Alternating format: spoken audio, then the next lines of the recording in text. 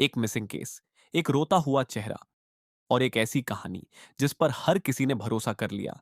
लेकिन जैसे जैसे जांच आगे बढ़ी, वैसे वैसे सामने आने लगा एक खौफनाक सच। क्या प्रियंका पुरोहित सच में एक बेबस शिकार थी, या फिर सबके सामने खेला गया था एक खतरनाक खेल? आज ट्रूथ क्रिप्ट में हम जानेंगे इस केस का डार्क साइड। मध्य प्रदेश के धार जिले से करीब 60 किलोमीटर दूर एक छोटा सा गांव बसा था, जिसका नाम था गोंडी खेड़ा चारण। इसी गांव की एक आम सी गली में रहता था पुरोहित परिवार। इस परिवार का घर का मुखिया था 28 साल का एक जवान, होनहार और मेहनती लड़का, देवकृष्ण पुरोहित। देवकृष्ण पेशे से एक मसालों और मिर्ची का व्यापारी था। वो एक ऐसा इंसान था जो दिन रात एक करके कड़ी धूप और धूल भरी सड़कों पर गांव गांव घूमकर मसाले बेचता था। बचपन में ही उसके पिता का देहांत हो गया था। घर में देवकृष्ण के साथ उसकी बूढ़ी मां खेचीबाई, उसकी पढ़ी लिखी बहन ज्योति और उसकी पत्नी प्रियंका रहती थी। देवकृष्ण और प्रियंका का रिश्ता कोई आम रिश्ता नहीं था, ये बचपन का साथ था। साल 2015 अप्रैल के महीने में इन दोनों की शादी उनके परिवार वालों ने धूमधाम से करा दी थी। उस वक्त देवकृष्ण और प्रियंका दोनों ही लगभग 15 साल के नाबालिग थे। ग्रामीण इलाकों में होने वाले बाल विवाह की प्रथा के चलते शादी तो हो गई थी, लेकिन क्योंकि दोनों नाबालिग थे, इसलिए शादी के बाद प्रियंका अपने मायके अपने माँ बाप के साथ ही रहती थी। वक्त बीता, बच्चे बड़े हुए और आखिरकार साल 2021 में जब प्रियंका 21 साल की हुई तो उसका गौना यानी विदाई हुआ और वो हमेशा के लिए अपने ससुराल, अपने पति देवकृष्ण के घर आकर रहने लगी। देवकृष्ण अपनी पत्नी प्रियंका से बेहद प्यार करता था। वो प्रियंका की हर छोटी बड़ी खुशी, उसके हर शौक को पूरा करने की जी जान से कोशिश करता था। सब कुछ बिल्कुल नॉर्मल चल रहा था। समय अपनी रफ्तार से चलता रहा और आई 6 अप्रैल 2026 की रात के करीब 2 बज रहे थे। देवकृष्ण भी दिन भर की कड़ी मेहनत और थकान के बाद अपने बिस्तर पर गहरी नींद सो रहा था। उसका परिवार अपने अपने कमरों में था, लेकिन तभी अचानक देवकृष्ण के घर के अंदर से चीखने की आवाज सुनाई देती है। आवाज इतनी तेज और खौफ से भरी थी कि पड़ोसियों की नींद झटके से टूट गई। देवकृष्ण की मां और बहन की भी नींद टूट जाती है। वो दोनों और गांव के लोग घबराकर देवकृष्ण के कमरे में आते हैं। जब गांव वाले देवकृष्ण की मां और उसकी बहन वहां पहुंचकर देखते हैं तो वो मंजर देखकर उनकी सांसें अटक जाती हैं। उनके पैरों तले जमीन खिसक गई। अंदर कमरे का सारा सामान बुरी तरह से बिखरा हुआ था। अलमीरा के दरवाजे टूटे हुए थे, कपड़े जमीन पर बिखरे थे, दरवाजे खुले पड़े थे। ऐसा लग रहा था जैसे वहां किसी ने भयंकर लूटपाट मचाई हो। लेकिन तभी लोगों की नजर मेन बेडरूम की तरफ जाती है और जो नजारा उन्होंने वहां देखा उसने सबकी चीखें निकाल दी। 28 साल का वो जवान, सीधा साधा व्यापारी देवकृष्ण पुरोहित अपने ही बिस्तर पर मौत की गहरी नींद सो चुका था। उसके सिर पर किसी बेहद भारी धारदार हथियार से इतना भयंकर और जानलेवा वार किया गया था। बिस्तर पूरी तरह से खून से लथपथ था। देवकृष्ण की मां और बहन इसे देखकर पूरी तरह टूट गए थे। वो ये मंजर देख ही रहे थे कि अचानक बगल वाले कमरे से किसी के रोने, तड़पने और सिसकने की आवाज आ रही थी, जिसके बाद लोग भागकर उस कमरे की तरफ जाते हैं। वहां उन्होंने देखा कि प्रियंका अंधेरे में जमीन पर गिरी पड़ी है। उसकी हालत ऐसी थी कि उसे देखकर किसी का भी दिल रो पड़े। प्रियंका के हाथ और पैर पीछे की तरफ बुरी तरह से एक रस्सी से बंधे हुए थे और उसके मुंह पर एक कपड़ा कसकर बांधा गया था ताकि उसकी आवाज बाहर ना आ सके। वो बुरी तरह से कांप रही थी। डर के मारे उसकी आंखें फटी की फटी रह गई थी। उसके आंसू रुकने का नाम नहीं ले रहे थे। वो पूरी तरह से एक भयंकर सदमे में थी। खेचीबाई और ज्योति ने जल्दी से आगे बढ़कर उसके मुंह का कपड़ा हटाया और उसके हाथ पैर खोले। प्रियंका को तो जैसे होश ही नहीं था। वो जमीन पर बैठकर अपने बाल नोचते हुए रो रोकर बस एक ही बात बोल रही थी कि उन्होंने मेरे पति को मार डाला, उन्होंने मेरा सब कुछ लूट लिया, हम बर्बाद हो गए। उसकी सास ने उसे गले लगाकर उसे दिलासा देने की कोशिश की, लेकिन उस बेचारी पत्नी का दुख इतना बड़ा था कि उसकी चीखें रुक नहीं रही थी। प्रियंका ने रोते बिलखते हुए वहां खड़े लोगों को एक ऐसी खौफनाक कहानी सुनाई जिसे सुनकर भीड़ में खड़े हर शख्स का खून खौल उठा। प्रियंका ने कांपते हुए बताया, रात के अंधेरे में अचानक 3 से 4 नकाबपोश बदमाश हमारे घर में घुस आए थे। उन्होंने आते ही सबसे पहले मेरा मुंह बुरी तरह से दबा दिया। उनकी आंखों में खून सवार था। उन्होंने मुझे डराते हुए कहा कि जो कुछ भी घर में रखा है चुपचाप दे दो, वरना दोनों को मार डालेंगे। प्रियंका सांसें लेते हुए और रोते हुए आगे बोली, उन्होंने मेरे हाथ पैर बांधे और मुझे घसीट के बगल वाले इस कमरे में फेंक दिया। एक लंबा सा बदमाश मेरे मुंह के पास चाकू लेकर बैठा था। जब मैंने मदद के लिए चीखने की कोशिश की तो उसने मुझे धमकी दी कि वो मेरे पति को जान से मार देंगे। मैंने उसके आगे हाथ जोड़े, उसके पैर पकड़े, गिड़गिड़ाते हुए कहा कि मैं अपना सब कुछ दे दूंगी, बस हमारी जान बख्श दो। मैंने अपनी और मेरे पति की जान बचाने के लिए अपने 3 लाख रुपये के सारे सोने चांदी के गहने और 50,000 कैश अलमीरा से निकालकर उनके हवाले कर दिया। लेकिन फिर भी मेरा सब कुछ लूटने के बाद भी उन बेदर्द दरिंदों ने मेरे पति के सिर पर वार किया और उसे मौत के घाट उतारकर अंधेरे में वहां से भाग गए।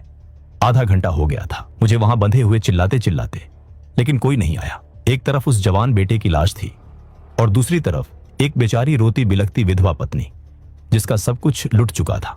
हर कोई उन दरिंदों को फांसी की सजा देने की मांग कर रहा था। कुछ ही देर में गांव वालों की खबर पर पुलिस और फोरेंसिक टीम क्राइम सीन पर पहुंच जाती है। जब पुलिस वालों ने प्रियंका से पूछा कि क्या हुआ था, तो प्रियंका ने वही कहानी सुनाई जो उसने गांव वालों को सुनाई थी। पुलिस वालों को यही लग रहा था कि ये एक टिपिकल रॉबरी मर्डर का केस है। सुबह होते ही धार जिले के सबसे एक्सपीरियंस्ड और तेज तर्रार police officers SP Mayank Awasthi और एएसपी पारुल बेलापुरकर अपनी फोरेंसिक टीम और डॉग स्क्वाड के साथ क्राइम सीन पर दाखिल हुए। घर के चारों तरफ येलो बैरिकेड टेप लगा दी गई थी। जैसे ही पुलिस ऑफिसर्स घर के अंदर पहुंचे, उनके सामने वही टूटा हुआ अलमीरा, बिखरे हुए कपड़े और खून से लथपथ देवकृष्ण की लाश पड़ी थी। और दूसरे कमरे में प्रियंका, जो अभी भी सदमे में थी, उसके आसपास गांव की औरतें बैठी उसे दिलासा दे रही थी। ये खबर जल्द ही न्यूज चैनल्स में आने लगी, जिसके बाद प्रियंका लगातार नेशनल मीडिया और न्यूज चैनल्स के कैमरा के सामने आंसू बहा रही थी। उसने रोते हुए ऑन कैमरा न्यूज चैनल वालों से कहा, मैंने बोला मैं सब दे दूंगी, मेरा सामान मैंने सब निकाल के दे दिया, उन्होंने मुझे घसीटा, मेरे मुंह पर हाथ रखा और बोला, अगर तूने चिल्लाई तो तेरे पति को मार देंगे। उसका ये रोते हुए वीडियो सोशल मीडिया पर आग की तरह फैल रहा था। हर कोई इस लुटी पिटी बेचारी विधवा के लिए सहानुभूति दिखा रहा था। पूरा देश उन अनजान लुटेरों को फांसी देने की मांग कर रहा था। लेकिन दूसरी तरफ एसपी मयंक अवस्थी और एएसपी पारुल बेलापुरकर की पारखी नजरें कुछ और ही ढूंढ रही थी। उन्हें इस बिखरे हुए सामान के पीछे एक ऐसी डार्क रियलिटी नजर आ रही थी जो किसी ने सोची भी नहीं थी। इन्वेस्टिगेशन शुरू हुई। फोरेंसिक टीम ने अपने ग्लव्स पहने और उस कमरे में कदम रखा जहां देवकृष्ण की लाश थी। और यहीं से इस केस का सबसे पहला और सबसे भयंकर रेड फ्लैग पुलिस के सामने आया। जब फोरेंसिक एक्सपर्ट्स ने देवकृष्ण की डेड बॉडी को क्लोजली ऑब्जर्व किया, तो उन्हें एक बहुत अजीब और चौंकाने वाली चीज नजर आई। देवकृष्ण के सिर पर किसी भारी धारदार हथियार से किया गया एक अकेला 12 इंच लंबा और बेहद गहरा घाव था। बस एक बार और काम तमाम। फोरेंसिक एक्सपर्ट्स आपस में बात करने लगे कि देवकृष्ण के शरीर पर और कोई भी निशान नहीं है। अक्सर ऐसे मामलों में हाथापाई होती है और शरीर पर कहीं ना कहीं निशान आ ही जाते हैं। देवकृष्ण के शरीर पर कोई और निशान ना देखकर वो चौंक जाते हैं। ये पहला डाउट था जिसने पुलिस के दिमाग की घंटी बजा दी। पुलिस ने इसके बाद घर के बाकी हिस्सों की इन्वेस्टिगेशन शुरू की। एसपी पारुल बेलापुरकर के दिमाग में एक बहुत बड़ा सवाल घूम रहा था। देवकृष्ण और प्रियंका के कमरे के ठीक बगल वाले कमरों में देवकृष्ण की मां खेचीबाई और उसकी बहन ज्योति सो रही थी। उन्होंने उन दोनों से पूछताछ की और पूछा कि क्या आप लोगों को कोई आवाज नहीं आई, तो उन दोनों ने कहा कि उन्हें कोई आवाज नहीं आई। ये सुनकर एएसपी पारुल बेलापुरकर थोड़े हैरान हो गए और वो सोच में पड़ गए कि कैसे 3 से 4 चोर आते हैं और एक आदमी का खून करके घर लूट के जाते हैं और परिवार को भनक तक नहीं लगी। धीरे धीरे प्रियंका की बनाई हुई उस परफेक्ट रॉबरी स्क्रिप्ट में दरारें आना शुरू हो गई थी। प्रियंका का बिहेवियर, उसके बयान बार बार थोड़े थोड़े बदल रहे थे। पूछताछ में कभी वो कहती उसने 2 नकाबपोश देखे, कभी कहती 3 थे, कभी वो टाइम को लेकर कंफ्यूज हो जाती थी। लेकिन पुलिस को अभी भी एक ठोस सबूत चाहिए था। प्रियंका ने पुलिस और मीडिया के सामने बार बार ढिंढोरा पीटा था कि लुटेरे उसके 3 लाख रुपये के सोने चांदी के गहने और 50,000 रुपये कैश लूट कर ले गए हैं। पुलिस ने सोचा, अगर लुटेरे इतना सारा सामान लेकर गांव से भागे हैं तो कोई ना कोई क्लू, कोई फुटस्टेप या गांव के आसपास किसी सीसीटीवी में उनका कोई निशान जरूर होगा। एसपी मयंक अवस्थी ने अपनी सर्च टीम को ऑर्डर दिया कि घर का और आसपास के इलाके का चप्पा चप्पा छान मारो। सर्च ऑपरेशन शुरू हुआ। पुलिस ने उस टूटी हुई अलमीरा को बारीकी से देखा, घर के बिखरे हुए कपड़ों को हटाया और तभी घर की तलाशी लेते हुए पुलिस की सर्च टीम के हाथ एक ऐसी चीज लगी, एक ऐसी चीज जिसे देखकर पुलिस ऑफिसर्स के भी होश उड़ गए। जिस लूट के लिए प्रियंका पिछले 12 घंटों से रो रो कर पूरे देश की सहानुभूति बटोर रही थी, वो 3 लाख के गहने और कैश घर के बाहर नहीं बल्कि उसी घर के अंदर एक बेहद सुरक्षित जगह पर छुपाए हुए मिल गए। जैसे ही ये गहने पुलिस के हाथ लगे, प्रियंका अब पुलिस की नजरों में सबसे बड़ी और सबसे खतरनाक सस्पेक्ट बन चुकी थी। एसपी अवस्थी समझ गए थे कि दुश्मन बाहर से नहीं आया था, दुश्मन इन्हीं 4 दीवारों के बीच मौजूद था।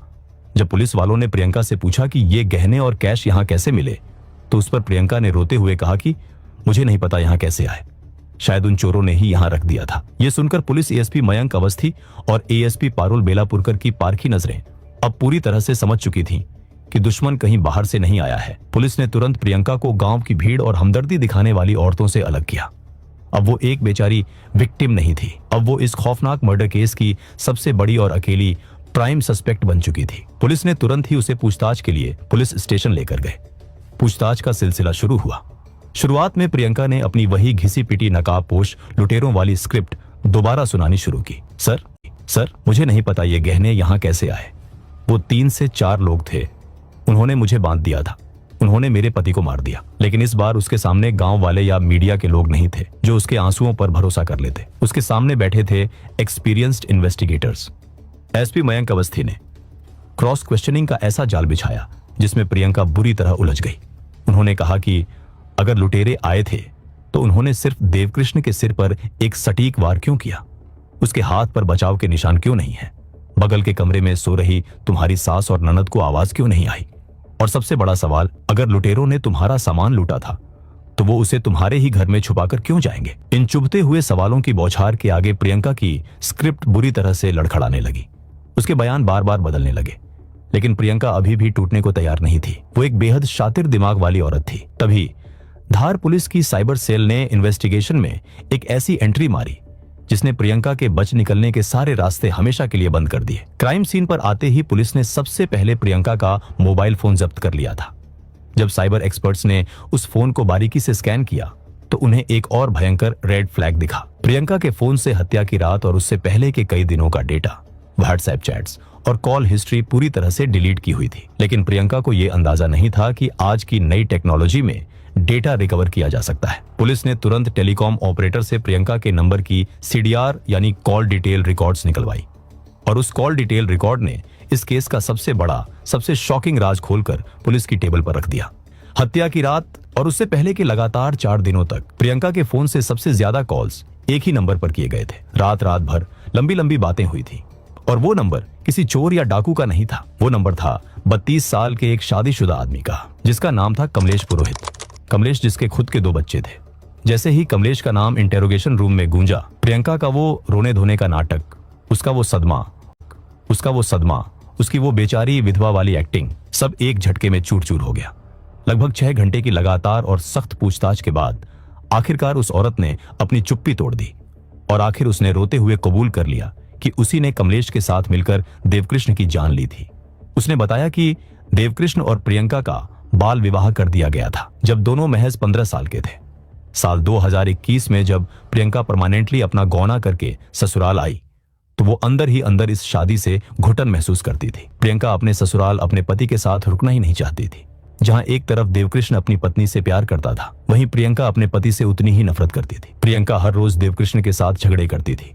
वो हर दिन पूरे परिवार के सामने देवकृष्ण को उसके रंग और रूप को लेकर बेइज्जत करती थी। वो उसके मुंह पर चिल्लाती थी, तुम काले हो, तुम मेरा लेवल मैच नहीं करते, तुम मुझे डिजर्व नहीं करते। एक जवान पति के लिए इससे बड़ी बेइज्जती और मानसिक शोषण क्या हो सकता है? लेकिन देवकृष्ण इस उम्मीद में सब कुछ सहता रहा कि शायद एक दिन सब ठीक हो जाएगा। और प्रियंका ये सब इसीलिए कर रही थी क्योंकि वो कमलेश से प्यार करती थी। इन दोनों का अफेयर साल 2017 से ही चल रहा था, यानी ससुराल आने से पहले से ही प्रियंका का दिल कमलेश के लिए धड़कता था।